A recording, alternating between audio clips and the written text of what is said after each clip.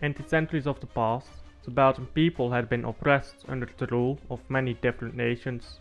But when Napoleon Bonaparte introduced his system of strict meritocracy, the Belgian people fell in love.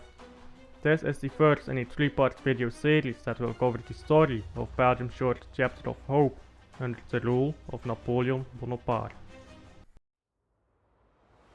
During the late 18th century, Belgium was part of the Habsburg-controlled Austrian Netherlands, despite the fact that neither Flanders nor Wallonia were Netherlandic.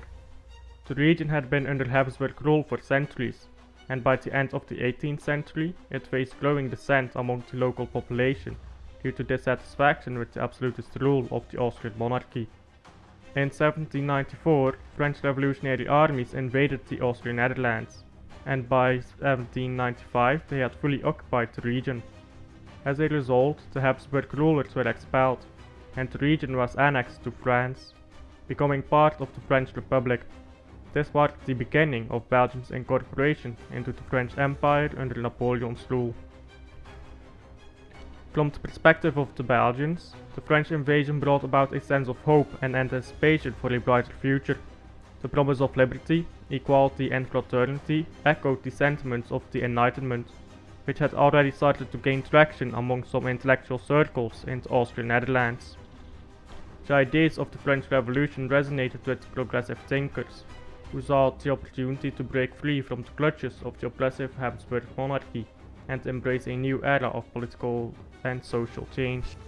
The French, recognizing this, presented themselves as liberators, hoping to gain public support this way, advocating for the abolition of feudal privileges and an end to the social hierarchy that had long favored the nobility and clergy. Many common people in Belgium, burdened by heavy taxes and subjected to the whims of aristocrats, saw the French as champions of their cause. The revolutionary ideals promised an end to serfdom and exploitative practices, evoking a sense of empowerment and anticipation. Moreover, the French introduced new principles that were perceived as more just and enlightened, such as equality before the law, religious freedom, and the right to property.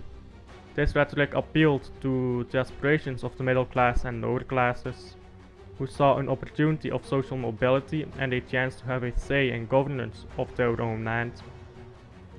However, the initial optimism surrounding the French invasion soon collided with the harsh realities of war. As the conflict raged on, Belgium found itself caught in the crossfires of opposing armies, suffering from military occupations, battles and sieges. The disruption of trade and commerce severely impacted the economy, leading to widespread poverty and food shortages. The rural areas, heavily reliant on agriculture, faced devastation as fields were trampled by marching soldiers and crops destroyed in the wake of military campaigns. The forced conscription of young Belgian men into the French army also fueled resentment towards the invaders. Families were torn apart, and the fear of losing loved ones on a distant battlefield added to the anguish experienced by Belgian communities. The French revolutionary government's attempts to replace local languages, particularly Dutch, with French as the official language further fueled discontent. This linguistic assimilation was seen as a threat to Belgian cultural identity and traditions, leading to a backlash against French language policies. As the war dragged on, the initial enthusiasm for the French Revolution waned, and the realities of the conflict became increasingly apparent. The invasion brought both opportunities and challenges, and Belgians found themselves grappling with the complexities of a revolution that promised emancipation, but also disrupted their way of life.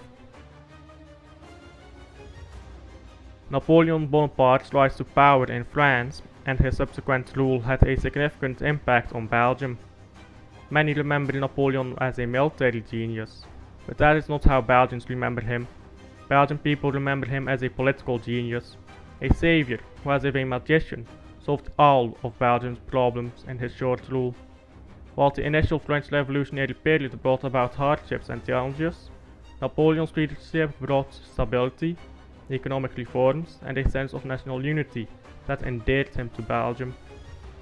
One of the most notable improvements during Napoleon's rule was the establishment of a centralized and efficient administrative system. He replaced the previously cumbersome bureaucracy with a more streamlined and effective government, which resulted in improved governance and public administration. This new administrative structure helped modernize the region and lay groundwork for Belgium's future as a nation-state. Under Napoleon's rule, Belgium experienced economic revelations. The French Emperor recognized the strategic importance of the region's ports and industries, and he invested in infrastructure projects and trade initiatives that boosted the economic growth. The construction of roads, canals, and other transportation networks improved connectivity, facilitating the movement of goods and people. As a result, trade and commerce flourished, benefiting both urban centers and rural areas. Additionally, Napoleon's rule brought about educational reforms. He established public schools, where French language was taught, but being careful to allow Dutch-speaking Flemish to continue using their own tongue, thus contributing to a rise in literacy rates and fostering a sense of national identity. The emphasis on education and promotion of the French language also created a shared cultural foundation among the Belgian population. As a charismatic leader with military prowess and ambitious visions for France and its territories, Napoleon captivated the heart of many Belgians. His successful military campaigns and strategic victories on the European continent further bolstered his reputation as a capable leader. His military triumphs were celebrated in Belgium, and his victories were seen as bringing glory and pride to the nation. Moreover, Napoleon presented himself as a champion of the people, promising to protect their rights and promote their welfare. One such right was the protection of culture and language, a right previously impeded by the Directory. His authoritarian yet protecting style of rule, combined with his ability to inspire loyalty and admiration, resonated with the Belgian population. He projected an image of strength and stability, which appealed to those who sought order after the tumultuous years of the French Revolution. For Belgium, Napoleon was not a military genius who could win the most dire of battles. No, unlike most of the world, Belgium did not remember him for that. To Belgium, Napoleon was a political genius, the likes the soon-to-be nation had never seen. A bringer of hope and justice who lifted the centuries of oppression in mere months. Thank you for watching this video. If you wish to be updated when I post the next part of the series, or you wish to see more content like this, you should consider subscribing to this channel.